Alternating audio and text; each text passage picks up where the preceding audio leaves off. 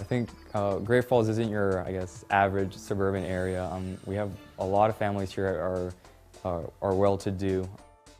There's a great park, there's trees, there isn't many people, it's not very bustling. I think Great Falls can be a very isolating place to live sometimes because a lot of people really don't know their neighbors. The yard of your neighbor is separated by forest, so you don't really know them unless there's some very important reason to go all the way to the neighbor's house. So I think that can be very isolating, and having the community building activities really gets rid of that problem. So there's a quote, "So powerful is the light of unity that it can illuminate the whole world." I think really that's the main principle of the whole junior youth group.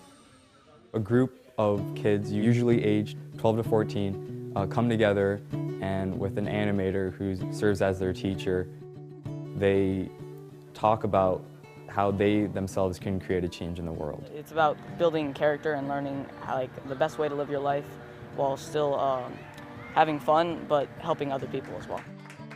The junior youth group program is amazing. I mean, it really, is a spiritual empowerment. In the 6th grade, a bunch of us were friends, and a lot of us were going to different middle schools. And at about the same time, my mom had learned about junior youth groups, and she'd gone through the junior youth group animator training and stuff. And she thought, well, I should have a junior youth group for these kids. And it was so enormously successful that when my second son, who was 2 years younger, and a good friend of the younger brother, got to 6th grade, they all clamored to have their own groups. It's mostly popular with them both because of the communities, the feeling of friendship that they have when they come here. This is one thing I don't want to have to force him. He's ready to go. He looks forward to Saturdays.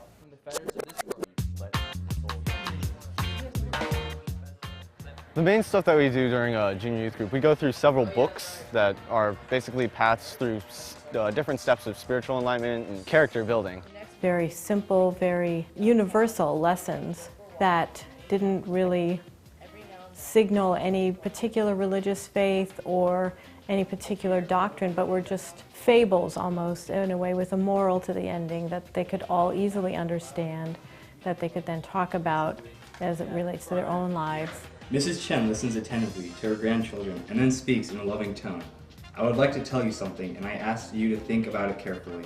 There is, of course, nothing wrong with wanting to have nice things. There's nothing wrong with Lu Ming wanting to have a beautiful bicycle. But if we have no higher ideals, if our only aim is to have worldly things, we will grow selfish and greedy day by day." We did not choose to follow a particular religious tradition in our home. We do have Judeo-Christian values in our background. Yeah, we are Hindus. Yeah, we are not, back home, yes, my mom and my dad, they would be very religious. But here, we not that religious, but being a part of a group like this certainly gives a center and a home, a spiritual home, and also giving them a moral fiber that then they can make some good choices and good decisions when they are in a situation that might challenge them.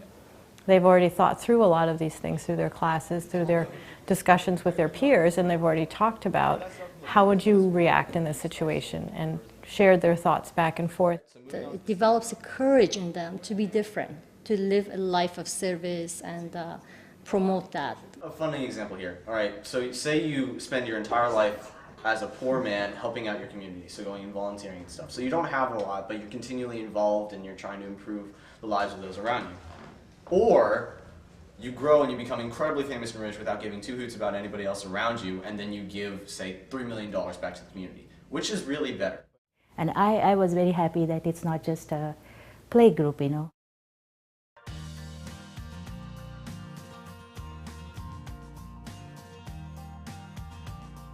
He has a sense of belonging to the community now, because Mrs. Eskandaran has taught him a lot of things, like if you live in a community, you have to give back to the community. We do a lot of work with the homeless shelter. We've made sandwiches, we've gone and we've volunteered there for a couple hours at a time. It's really kind of humbling to see the other people in your community who you sometimes don't even know exist, But there are people out there who are struggling, and to be able to help them and give back to the people who don't have as much as you do, that's always been something that's kind of hit me hard. This group has been where they have gained an appreciation for their community, their fellows, their peers, and their world.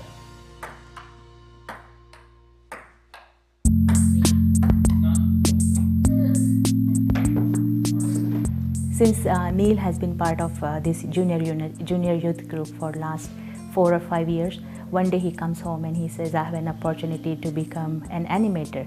And at the first I didn't know what that is, and I said, what is that? He says, now I can have my own group. And he was very excited about it. Saba is family friends with Mateen, and Mateen heard about the junior youth group, and so he talked with his friends about it, and they all seemed interested also. And so actually Saba asked me if I wanted to become an animator myself, and I thought that was a great idea. I think it's more fun to be an animator. I mean, I think as an animator, I feel like I've learned more than I did as a junior youth from the same books and whatnot.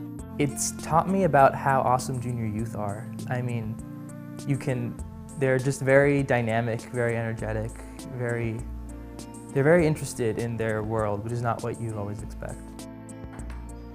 I think I feel more confident about myself, seeing as just because I'm a teenager or I was a junior youth doesn't mean I can't make a change at all.